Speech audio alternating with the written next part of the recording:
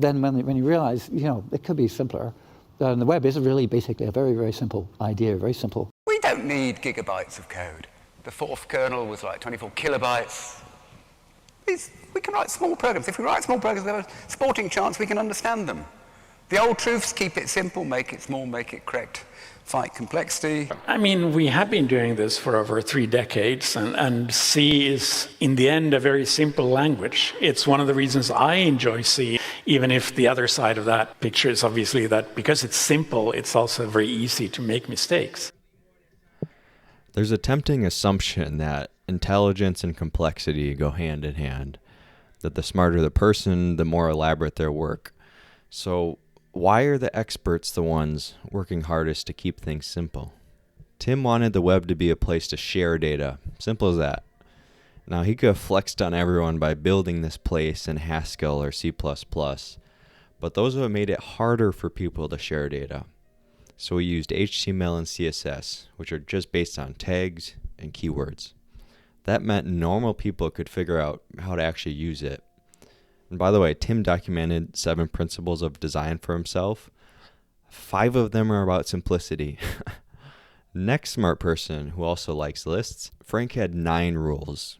2 for eliminating the unnecessary, like walls and decorations, and then 7 for integrating the essentials like nature and light. These forced him to stretch his design, to harmonize the essentials, express a few ideas well, and it's why his homes still feel modern a century later.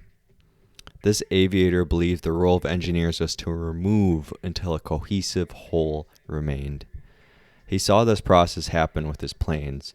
During the 1920s, cockpits were a mess of exposed levers and gauges, but by 1939, they had smoothed out so much that Antoine could spend more time thinking about flying and less about gadgetry. This inspired his famous quote, "Perfection is finally attained, not when there is no longer anything to add, but when there is no longer anything to take away." The creators of our physical and digital world recognize the power of simplicity. They fight for it because they know the trap of complexity. Like this stuff, I'm seizing up when I see that. The sensibilities you get after 20 years of programming, you hate coupling. It's like the worst thing, and you smell it coming, and you want no part of it. The reason complexity sucks is that it decreases the system's lifespan. The more separate components are entangled, the harder it is to predict behavior. This is why weathermen are always wrong. It's why cities are hard to change. It's not just the number of parts, it's that the parts can't be understood in isolation, and this makes things hard to change. And if it's hard to change, it won't change much. The world, on the other hand, especially in tech, will change a lot. So it's only a matter of time before complex things crumble.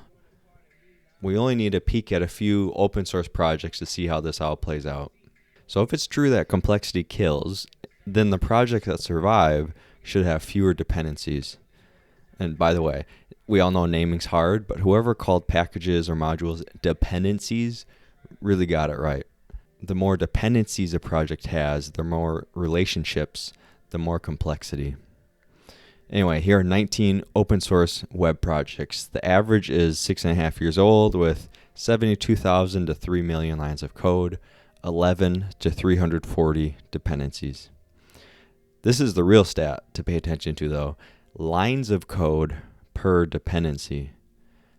This shows how much simplicity bang you get for your complexity buck. The winner is VS Code with over 23,000 lines of code per dependency.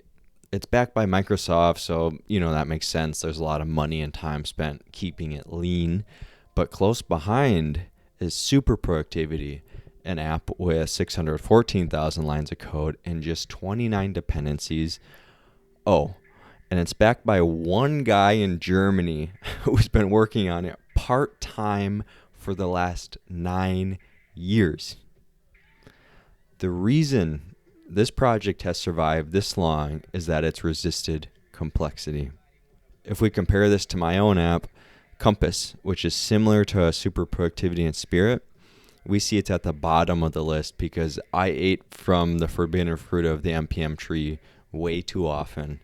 It's needed so many painful refactors and cleanup campaigns just to keep things alive, and all that time didn't help my users or me at all.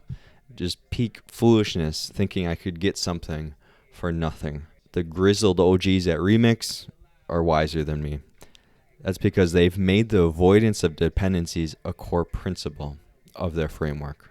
So this relationship between complexity and longevity is not unique to the projects I cherry-picked. Just look at your own personal projects or your team's graveyard of archive repos.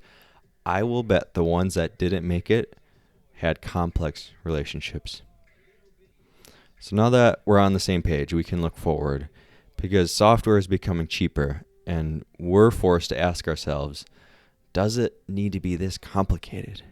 Like, a triple decker of abstractions might have been justifiable on a team of 500 engineers, each of whom could keep 5% of the system in their head. But now that we got a team of 10 engineers with 100 coding agents each of which can hold 100% of the code base in context, could we travel a little more lightly? Yeah, and it's already happening. Cloudflare rebuilt Next.js without the opinionated build system with one engineer in 1 week. Anthropic built a C compiler from scratch with 16 agents and just $20,000 in tokens. This gluttony of subsidized tokens means that we have a unique opportunity now to right our wrongs. We can decouple, uninstall, simplify, delete. There is an irony here, though, one that mirrors the opportunity presented by social media. As we became bombarded with cheap dopamine, it became easier than ever to become chronically distracted. It also became easier to compete. Just read a book for 5 minutes and you're in the top 84% of readers in the US. With tech, we're always one prompt away from a PR that introduces more complexity, making our new systems even more brittle than before. But we're also always one prompt away from a PR that removes complexity, a PR that simplifies the system, and by doing so, gives it a chance to stick around for the long term. Let's use this unique time in history to build things that last. Hey, if you appreciate simple engineering, you'll like the Full Stack Engineering newsletter. I've already written 11 articles about this topic over there, and there's still so much more to say. Subscribe now. See you next time. I get a lot of criticism for the technology I use. I use PHP because that's the language I knew, because I was making a blog, like WordPress. So I knew PHP a little bit. So I was like, okay, I just need to write with the language I know because I don't know other languages. And I did that. And then I use JavaScript and I use jQuery. So everybody starts laughing now because jQuery is way passé. But I still use it because it's so easy to, make a button, bind an event to it, Ajax query it to the server, to the PHP script, does something with the database, sends it back. And it works for me really well. A lot of people, I think, are very uncomfortable with the fact that they are essentially CRUD monkeys. They just make systems that create, read, update, or delete rows in a database. And they have to compensate for that existential dread by overcomplicating things. Keep it simple.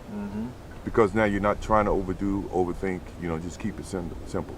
Fairways and greens. To me, those are simple conversations. That's a simple way to stop what you're thinking. Let's just keep it simple. Let's hit fairways and greens. People are going to get mad. It's really not that complicated. It's literally R on Logic. You press R and it starts recording. Once you have the preset, I haven't changed the preset on my vocals since 2012. Losing Control 8 times platinum was a Logic stock mastering plugin. It was a preset on Logic. It was like Maximizer Strong. It was the preset. Yeah.